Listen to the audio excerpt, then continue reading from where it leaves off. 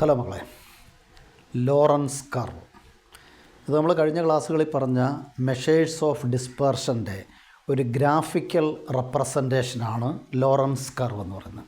അപ്പോൾ Lorenz curve is the graphical representation of measures of dispersion. It mainly calculate the inequalities of distribution in income, wealth, consumption, etc. in a country in different periods or comparing with other countries or different countries.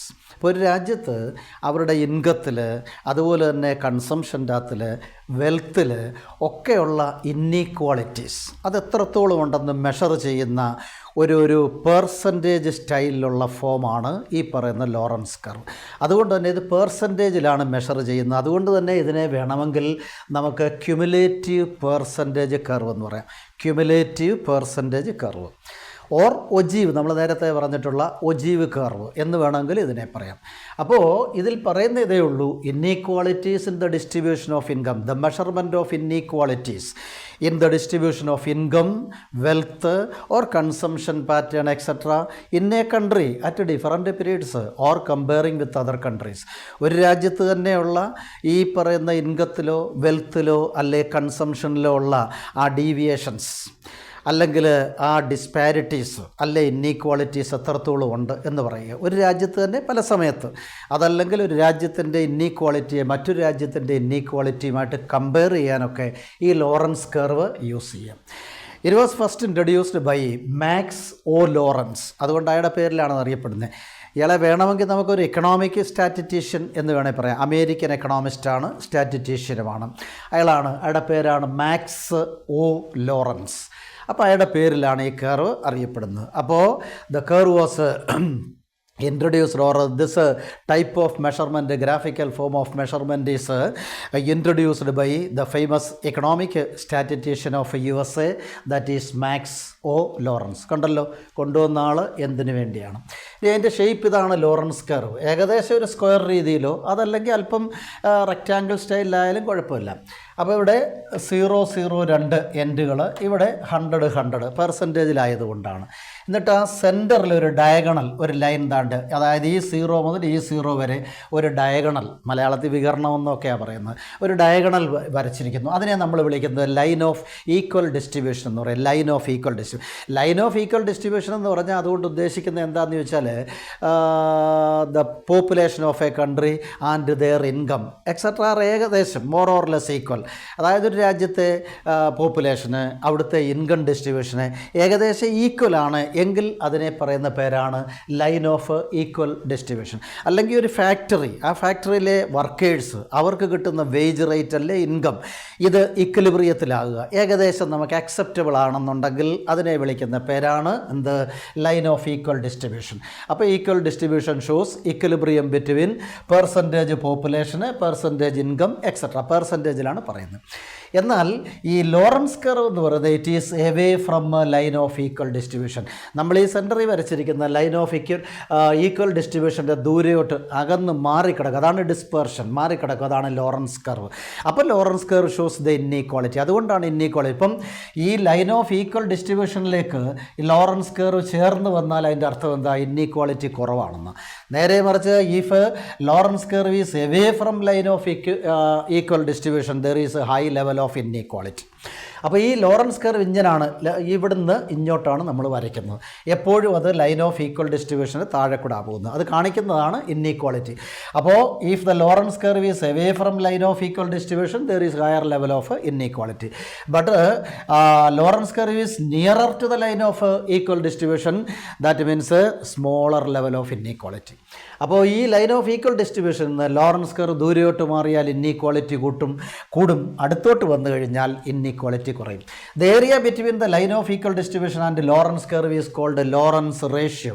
ഈ ഏരിയയെ, ഈ അകത്ത് കിടക്കുന്ന ഈ ഏരിയയെ വിളിക്കുന്ന പേരാണ് the area between line of equal distribution and Lorenz curve is called Lorenz ratio or area of concentration എന്നും പറയുന്നുണ്ട്. ഇവിടെ വെച്ച് ഈ ഏരിയ ഓഫ് കോൺസെൻട്രേഷൻ വെച്ച് ഗിനി കോഎഫിഷ്യൻ്റ് എന്നും പറഞ്ഞുകൊണ്ട് മറ്റൊരു മെഷർമെൻറ്റ് ഇതിൻ്റെ അകത്തിലുണ്ട്. അത് നമുക്കിതിന് വേണമെന്നില്ല, ഞാൻ ചുമ്മാ ഒന്ന് പറഞ്ഞെന്നുള്ളൂ. ഗിനി കോഎഫിഷ്യൻ്റ് അത് ഇത് തന്നെയാണ്. ഇന്നീക്വാളിറ്റീസ് ഇൻ ഇൻകം, വെൽത്ത്, കൺസംഷൻ ഇതുപോലുള്ള കാര്യങ്ങളൊക്കെ മെഷർ ചെയ്യുന്ന രീതിയാണ്. അപ്പോൾ ഇങ്ങനെയാണ് ഇത് വരയ്ക്കേണ്ടത്. ഇനി ഞാനൊരു എക്സാമ്പിൾ കണക്ക് പറയാം. അപ്പോൾ ഒരു എക്സാമ്പിൾ ഇതാണ്ട്. For example income that is 10, 20, 40, 50, 80. അത് 1000 ആയിട്ട് നമ്മൾ ഉദ്ദേശിച്ചാൽ മതി. 10 എന്ന് പറയുമ്പോൾ 10,000, 20,000 ആ ഒരു രീതിയിൽ അങ്ങ് ഓർത്തേച്ചാൽ മതി.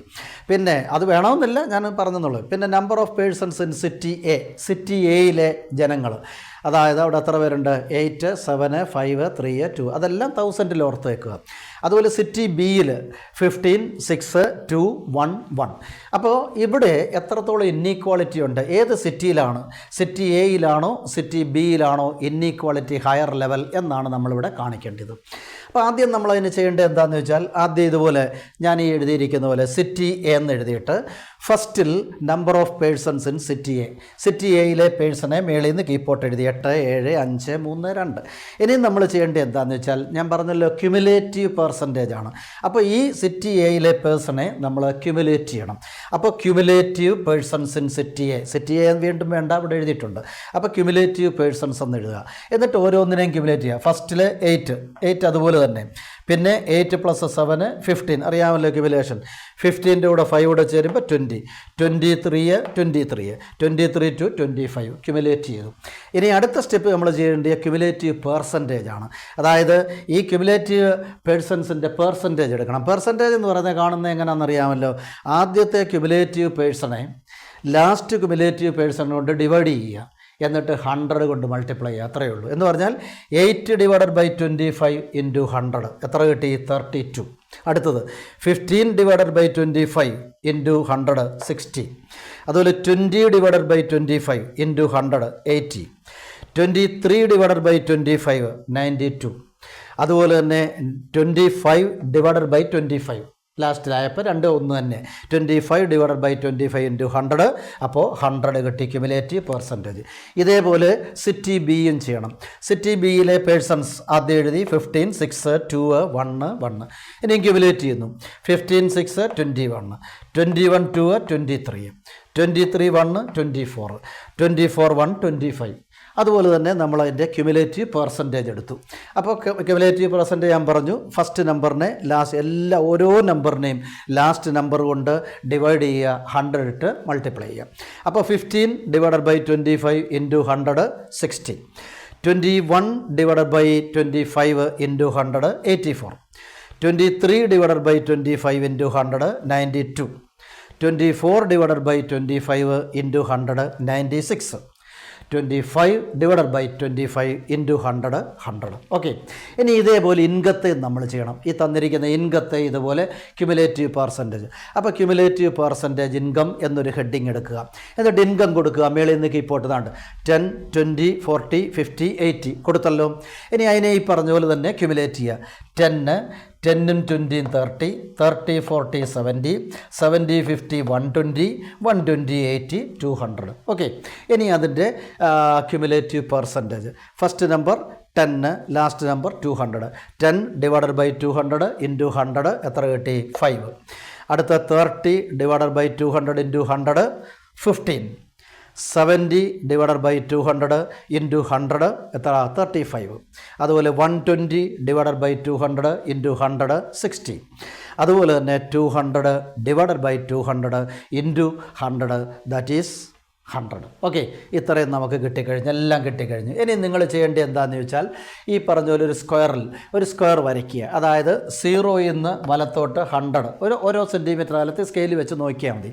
അതേപോലെ മേലോട്ടും വരച്ചേക്കണം ഓരോ സെൻറ്റിമീറ്റർ. എന്നിട്ട് 10, 20, 30, 40 അങ്ങോട്ട് എഴുതുക. OXൽ നമ്മൾ ഫ്രീക്വൻസിയുടെ ക്യുമുലേറ്റീവ് പെർസെൻറ്റേജ്, OYയിലാണെങ്കിൽ ഇൻകത്തിൻ്റെ ക്യുമുലേറ്റീവ്. ഇനി എന്താണ്ട് കണ്ടല്ലോ. എന്നിട്ട് ഇതിൻ്റെ 2 എൻഡുകൾ ചേർത്തേക്കുക. 2 എൻഡുകൾ ഇവിടെ 0, 0. ഈ 0, 0യെ ചേർത്ത് കഴിഞ്ഞാൽ ഉടൻ തന്നെ നമ്മൾ അതിലോട്ട് ആ ഡയഗണൽ വരച്ചു എഴുതിയേക്കണം. ലൈൻ ഓഫ് ഈക്വൽ ഡിസ്ട്രിബ്യൂഷൻ എഴുതി. ഓക്കെ. ഇനിയും നമ്മൾ അടയാളപ്പെടുത്തുക കാര്യങ്ങളൊക്കെ. അടയാളപ്പെടുത്തുമ്പോൾ ആദ്യം നമുക്ക് സിറ്റി എയിലെ പെർസെൻറ്റേജാണ് നമുക്ക് വേണ്ടത്, വേറെ രണ്ടും വേണ്ട. പെർസെൻറ്റേജ് വേണ്ടത് 32, 60, 80 എന്നുള്ള ഈ കോളമാണ് വേണ്ടത് സിറ്റി എയിൽ. എന്നിട്ട് അവിടുത്തെ ഇൻകത്തിൻ്റെയും പെർസെൻറ്റേജ് വ്യക്തമായിട്ട് ഓർത്തോണം. അപ്പോൾ ആദ്യം നമ്മൾ സിറ്റി എയിലാണ്. അപ്പോൾ സിറ്റി എയിലെ ക്യുമുലേറ്റീവ് പെർസെൻറ്റേജ് എടുത്തു, അതുപോലെ ഇൻകത്തിൻ്റെയും ക്യുമുലേറ്റീവ് പെർസെൻറ്റേജ് എടുത്തു. സിറ്റി എയിലെ ആദ്യത്തെ 32 ക്യുമുലേറ്റീവ് പെർസെൻറ്റേജ് ഉണ്ട്. 30 കഴിഞ്ഞ് അല്പം കൂടെ മാറ്റി 32. എന്നിട്ട് അതിൻ്റെ ക്യുമുലേറ്റീവ് ഇൻകം പെർസെൻറ്റേജ് എത്ര? 5 ഇതാ 32 നിന്ന് പതിയെ മേളോട്ട് കയറ്റി 5 ഒരു പോയിൻ്റ് കൊടുത്തു. അടുത്ത നമ്പർ എന്ന് പറഞ്ഞാൽ ക്യുമുലേഷൻ 60. അതിൻ്റെ കൂടെ ചേർന്ന് നിൽക്കുന്ന ഇൻകത്തിൻ്റെ പെർസെൻറ്റേജ് 15. അപ്പോൾ 60 തേണ്ട് അല്പം പൊക്കി 10 മേളിൽ 15 താണ്ട് ഇവിടെ കൊണ്ടുവന്ന് കുത്തി ഏകദേശം. ഇനി അടുത്തതെന്ന് പറയുന്നത് നമ്മുടേത് 80. 80ക്ക് ചേർന്ന് കിടക്കുന്ന ക്യുമുലേറ്റീവ് ഇൻകം എന്ന് പറയുന്നത് 35. 80 തേണ്ട് 35 ഏകദേശം മേളോട്ട് അവിടെ ഒരു ഇൻറ്റു മാർക്ക് കൊടുത്തു. അടുത്ത 92 ആണ്. അതുപോലെ ഇൻകത്തിൻ്റെ പെർസെൻറ്റേജ് 60. താഴെ 92 90 കഴിഞ്ഞിട്ട് അല്പം കൂടെ കയറ്റി മേളോട്ട് എത്ര? 60. അപ്പോൾ ഏകദേശം 60 വരുന്നിടത്ത് ഒരു കുത്ത് കൊടുത്തു. ഇനി അത് കഴിഞ്ഞിട്ട് 100. അത് പിന്നെ പ്രശ്നമല്ലല്ലോ, വലത്തോട്ട് 100 മേളോട്ട് 100.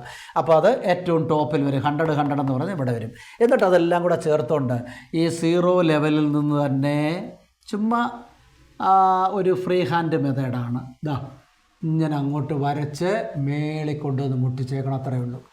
അപ്പോൾ ആ പോയിൻ്റ് എല്ലാം കൂടെ ചേർത്ത് മേളിൽ കൊണ്ടുവന്ന് നമ്മൾ മുട്ടിച്ചു. കണ്ടോ? ഇതിനെയാണ് നമ്മൾ ലോറൻസ് കർവ് എന്ന് പറയും. ലോറൻസ് കർവ് കണ്ടല്ലോ. അപ്പോൾ അവിടെ ഇന്നീക്വാളിറ്റി നമുക്ക് കാണുകയും ചെയ്യാം.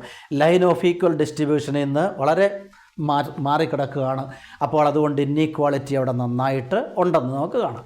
ഇനി സിറ്റി ബിയിലെ ഇതുപോലെ നോക്കുക. എന്നിട്ട് ഈ 2 പേരെ കമ്പയർ ചെയ്തിട്ട് എവിടെയാണ് ഇന്നീക്വാളിറ്റി കൂടുതൽ. സിറ്റി ബിയിൽ ഇതേപോലെ തന്നെ ആദ്യം നമ്മൾ അതിൻ്റെ ക്യുമുലേറ്റീവ് പെർസെൻറ്റേജ് എടുത്തു. ഇൻകത്തിൻ്റെ ക്യുമുലേഷൻ അവിടെയും അത് തന്നെ, കാരണം 2 സിറ്റിയിലെയും ഇൻകം ക്യുമുലേറ്റീവ് പെർസെൻറ്റ് ഒന്ന് തന്നെയാണ്. അപ്പം സിറ്റി ബിയിൽ 60 ആദ്യത്തെ. അതിൻ്റെ ചേർന്ന് കിടക്കുന്ന ക്യുമുലേറ്റീവ് ഇൻകം എന്ന് പറയുന്നത് 5. അപ്പോൾ ഇവിടെ 60 എടുത്തു, 5 താണ്ട് പോയിൻ്റ് കൊടുത്തു. അടുത്ത ക്യുമുലേഷൻ ബിയിൽ 84 ഇൻകത്തിൻ്റെ ക്യുമുലേഷൻ 15. അപ്പോൾ 84 നിന്ന് 15 ഇതാണ്ട് 84 15. അടുത്ത 92 ക്യുമുലേഷൻ. അതിൻ്റെ ഇൻകം ക്യുമുലേഷൻ 35 92 നിന്ന് 35. പിന്നെ അത് കഴിഞ്ഞിട്ട് 96 ക്യുമുലേഷൻ. അവിടെ വരുന്ന ഇൻകത്തിൻ്റെ ക്യുമുലേഷൻ 60. അപ്പോൾ 96 നിന്ന് 60. 96 എന്ന് പറയുമ്പോൾ ഈ ഭാഗത്ത് വരും താണ്ട് 60. ഇനിയും അതുപോലെ തന്നെ ഏകദേശമാണ്, അങ്ങോട്ട് തേച്ചാൽ മതി. പിന്നെ ലാസ്റ്റ് വരുന്ന എത്ര? 100 മേളിൽ. ഇനി ഇതേപോലെ തന്നെ ഈ ചുവട്ടിൽ നിന്ന്, അതായത് 0യിൽ നിന്ന് ഈ കിട്ടിയ പോയിൻ്റ് എല്ലാം കൂടെ ചേർത്ത് മേളിൽ കൊണ്ടുവന്ന് മുട്ടിച്ചു. കണ്ടല്ലോ? അത് നമുക്ക് അപ്പോൾ ഇവിടെ സിറ്റി എ എന്നൊന്ന് എഴുതിയേക്കണം. ഇവിടെ സിറ്റി ആദ്യത്തേതിൽ, രണ്ടാമത്തേതിൽ സിറ്റി ബി ആണ്. ഇനി നിങ്ങൾക്ക് തന്നെ പറയാമല്ലോ ആരാണ് കൂടുതൽ കിടക്കുന്നത്? സിറ്റി ബി ആണ്. അപ്പോൾ city B is away from city A and also away from line of equal distribution. So while comparing city A and B, in city B there is greater level of inequality. അതൊരു കൺക്ലൂഷനായിട്ട് എഴുതിയേക്കണം.